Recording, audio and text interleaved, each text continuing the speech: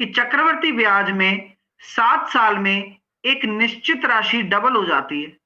अगर 7 साल में कोई निश्चित राशि मेरी क्या हो गई, डबल हो गई, तो कितने सालों में वो 8 टाइम्स होगी। तो तरीका क्या बताया था कि जब चक्रवर्ती ब्याज है तो 8 गुना को हम क्या लिख सकते हैं, 2 की घात 3। तो क्यों करते हैं ऐसा, क्योंकि बेस आपका बराबर है, तो 3 को जो पावर आती है उसको इससे गुणा कर देते हैं 21 साल।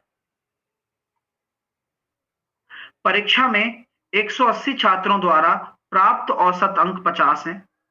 यदि उत्तीर्ण छात्रों के औसत अंक 80 हैं और असफल छात्रों के औसत अंक 40 हैं, तो परीक्षा में विफल छात्रों की संख्या कितनी है। लगा दो एलिगेशन। पास वाले कितने हैं, 80, और फेल वाले कितने हैं, औसत अंक 40, और ओवरऑल औसत अंक कितने, 50। तो 80 में से 50 गए तो 3, 50 में से 40 गए तो 1:3। अब 1:3 है और टोटल 180 छात्र हैं, बांट दो।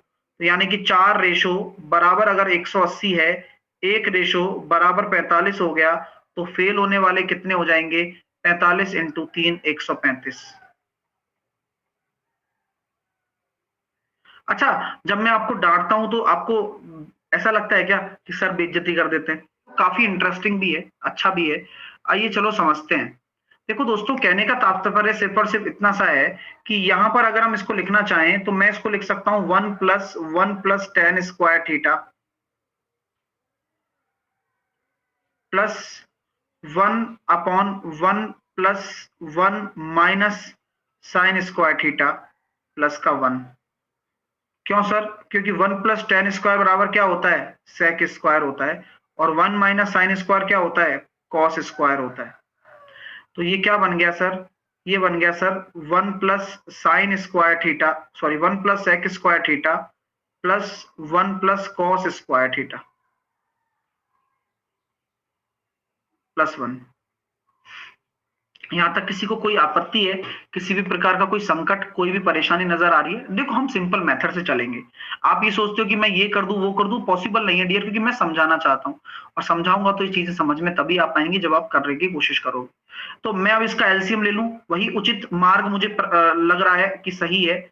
अगर मैं इसका एलसीएम ले लेता हूं तो इन दोनों को ऊपर लेकर चला गया, जो कि इस तरह से लिख दिया, तो नीचे क्या आ जाएगा, 1 को मैं इससे गुणा करूंगा तो 1 को मैंने इससे किया तो 1+cos स्क्वायर थीटा, और sec को अगर इससे करूंगा तो sec स्क्वायर थीटा प्लस 1, ठीक है, और प्लस का 1।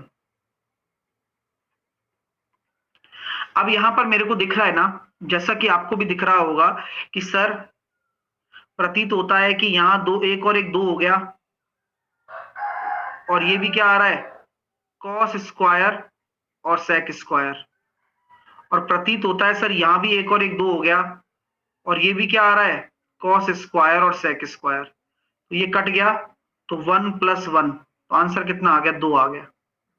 अब जो मजा 45 डिग्री पुट करने में नहीं था, जो मजा इसे सॉल्व करने में है।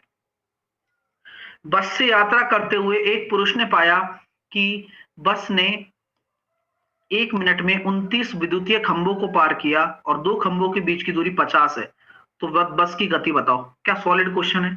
देखिए, अब 29 विद्युतीय खंभों को पार कर रही है तो दूरी कितनी तय करेगी, हमेशा याद रखिए दूरी होती है n-1 इंटू उनके बीच की दूरी। तो डिस्टेंस कितनी कवर हो जाएगा, 29 - 1 यानी कि 28, बीच की दूरी 50 मीटर। तो 28 इंटू 50 आप करेंगे तो 28 पंजे 140 होता है, यानी कि 1400। 1400 मीटर किसमें, 1 मिनट में। तो 1400 मीटर 1 मिनट में तय करते हैं। तो अगर मैं इसको घंटे में कन्वर्ट करता हूं और इसको किलोमीटर में कन्वर्ट करता हूं, तो किलोमीटर को कन्वर्ट करने के लिए 1000 का तो भाग दे दिया और यहां 60 का भाग दे दिया। तो यहां से हम इसको सॉल्व करेंगे, 2 जीरो से 2 जीरो, 0 से 0, तो 14 6 84। एलईडी लाइट्स की एक पट्टी में 50 नीले, 60 लाल और 60 पीले और 80 आपके व्हाइट एलईडी बल्ब लगे हुए हैं। यदि 10% नीले और सफेद 20% लाल और पीले दोषपूर्ण हैं, तो दोषपूर्ण बल्बों का कुल प्रतिशत क्या होगा? देखो दोस्तों, मेरे प्यारे विद्यार्थियों, 50 ब्लू, 60 रेड, 60 येलो और 80 व्हाइट। सो बेसिकली क्या बोला जा रहा है, 10% नीले और 10% सफेद। तो 10% नीले का मतलब 5, 10% सफेद का मतलब 8, 20% लाल 12 और पीले 12। तो 12 और 8 20 और कितने हो गए टोटल? 37। किस में से? ये है ना, 17 और 20 37। कितने में से? 60 और 50, 110, 110 और 170, 250 में से। तो सॉल्व करेंगे, 25 दाई के 100, मतलब 25 दाई के 250, 25 चौके 100, 37 इंटू 4 कितना होता है? ये हो जाएगा ऑप्शन नंबर डी, क्योंकि 74। तो यहां बोलिएगा क्या करना है, बोले 33 दूनी 66। इस 66 के कैसे आया? 2 का 33 से गुणा करना है, 66 के ऐसे टुकड़े करने हैं जिनका डिफरेंस 5 आ जाए। बोले क्या होंगे सर?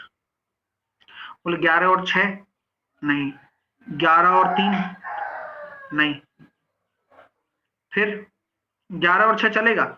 हाँ चलिए, तो ये हो गया।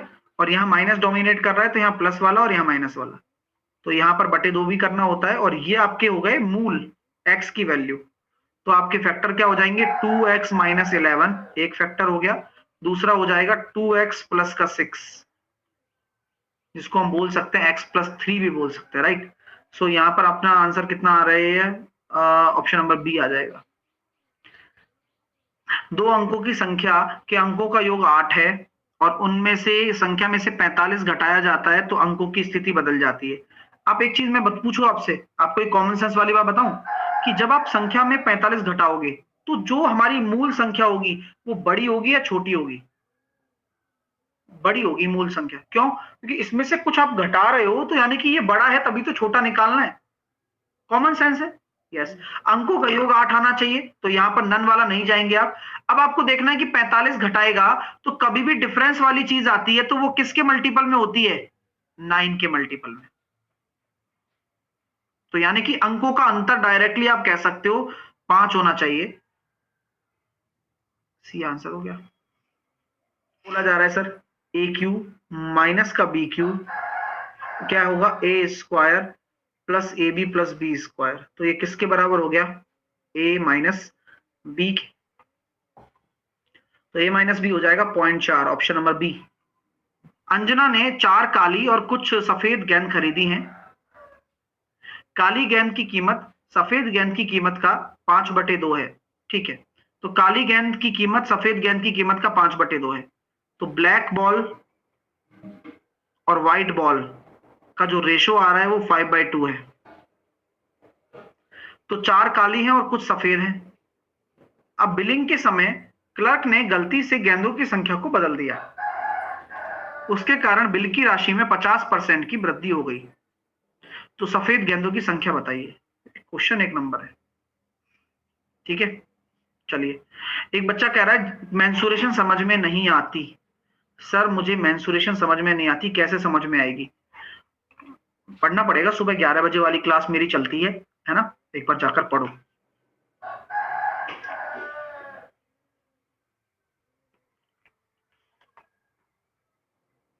तो अब ये देख रहे हैं हम, इस तरह का क्वेश्चन है सर। तो यहां पर इसकी प्राइस मैंने मान ली 5 और इसकी प्राइस कितनी हो गई? 2।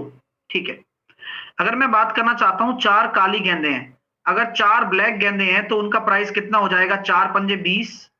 और अगर हम व्हाइट गेंदों की बात करते हैं तो मैंने मान ली x व्हाइट गेंदे हैं तो 2x। ठीक है, तो आपका बिल कितना हो गया? 20 प्लस 2x हो गया। कोई आपत्ति? ना गुरुजी, कोई आपत्ति नहीं है। अब क्या हो रहा है, बिलिंग के समय क्लर्क गलती से गलती कर देता है, तो अब नया नया बिल क्या बना दिया होगा? क्या बना दिया होगा? यहां लगा दी होंगी भैया x तो आपकी काली गेंदे जो कि 5 रुपए के भाव से है, और 4 आपकी व्हाइट गेंदे जो कि 8 के भाव से। ठीक है, तो जो ये बिल बन रहा है इस पुराने वाली बिल की राशि से कितना ज्यादा है, 50%। यानी कि क्या हम कह सकते हैं कि इसका 3/2 इस 5x + 8 के बराबर है, क्योंकि नया वाला बिल जिसके कारण बिल की राशि में 50% की वृद्धि हो जाती है, यानी कि नया वाला बिल इस पुराने वाले बिल से 50% ज्यादा है। सॉल्व करेंगे, 60 प्लस 3 दूनी 6x बराबर 10x + 16। सॉल्व करने पर आ रहा है 4x बराबर 60 - 16, तो x बराबर कितना हो जाएगा, 15 और 4 11, तो x बराबर 11 हो गया। तो सफेद गेंद की संख्या बताओ, तो 11। मजा आ गया क्वेश्चन में।